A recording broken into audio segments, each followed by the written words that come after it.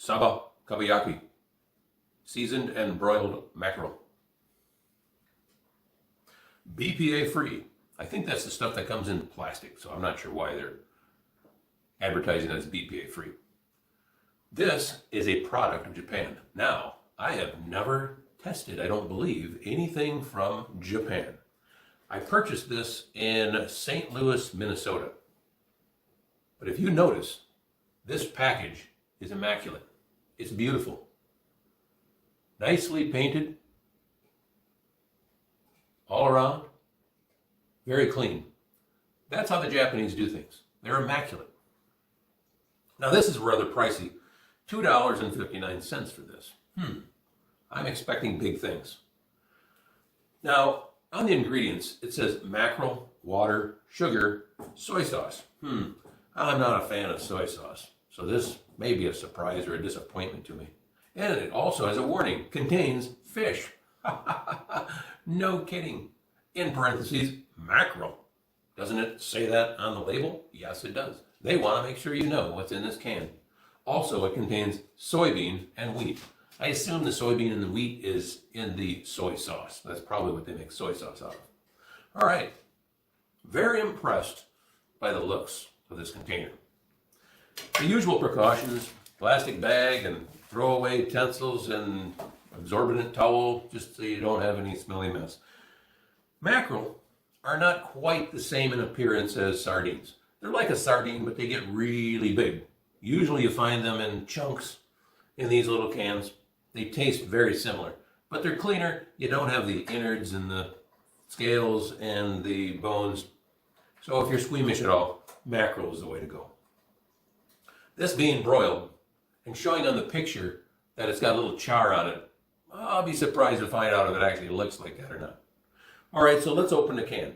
Now I'm going to go through the basics again because I've seen a couple other people on the internet trying this and wiggling the top around ready to cut somebody's fingers off. So let's go carefully here. You stick your thumb on the very end of the tab and then your other two fingers on the ring.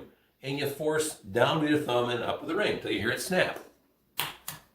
Now, it's always comforting to hear the air go into the can, not out. If it goes out and blows stuff all out, I would suggest you don't eat that one. It's been on the shelf just a little bit too long, perhaps. But this was correct. The air went in.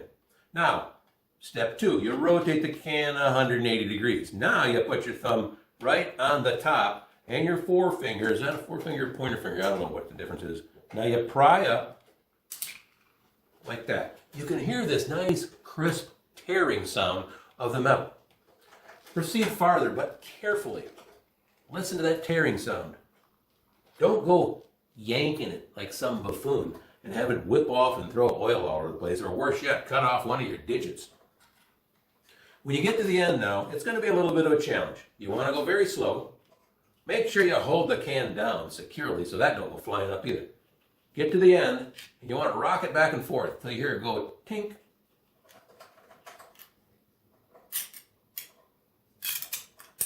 Tink. Hear that?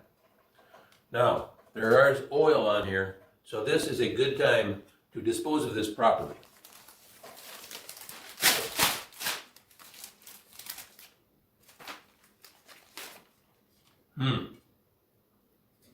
The contents of the can.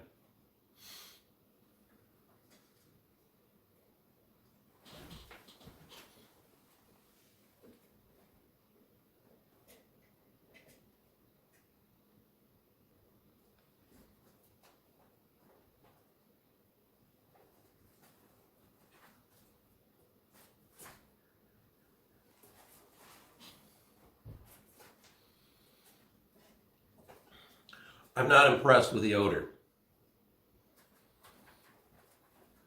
It reminds me when we got our first dog and we fed him Alpo. It was canned dog food. It was an innovation because at the time most dog food came in dried pellets and you'd put it in water. But Alpo started making it in cans. It was all the rage if you were a dog owner back in the 1960s. Brings back those memories. Well, it looks like this is cooked because it is broiled, it says on the cover. Typically, I've had mackerel that's just put in the can and cooked in the can by steam pressure. So this is going to be a little bit different. Like I said, I'm not a fan of soy sauce. But the pieces are just meat. You don't have bones. You don't have skin. So that's a plus.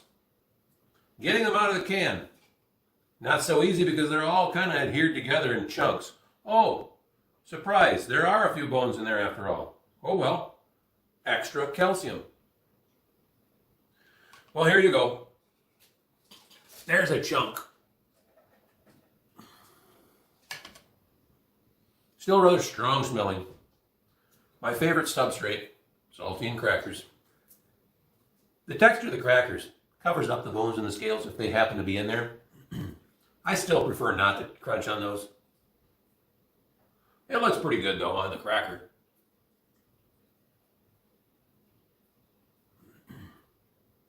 Bottoms up.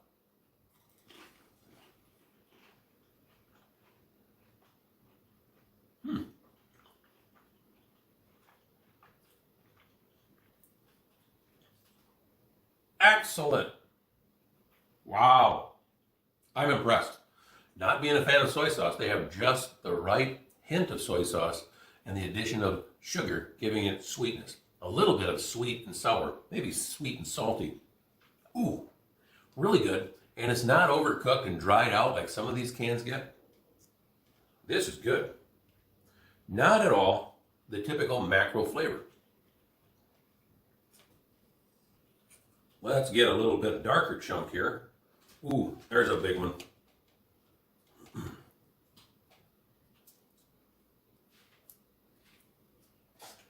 There's a bit more of a bolder size there. Now that's a piece of meat for you.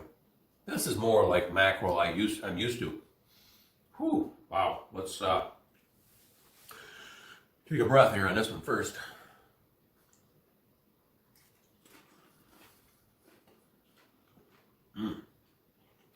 Whoop.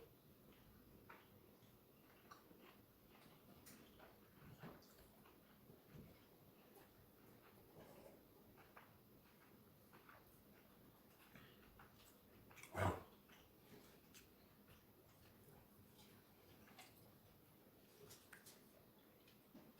Definitely got the good Asian flavor.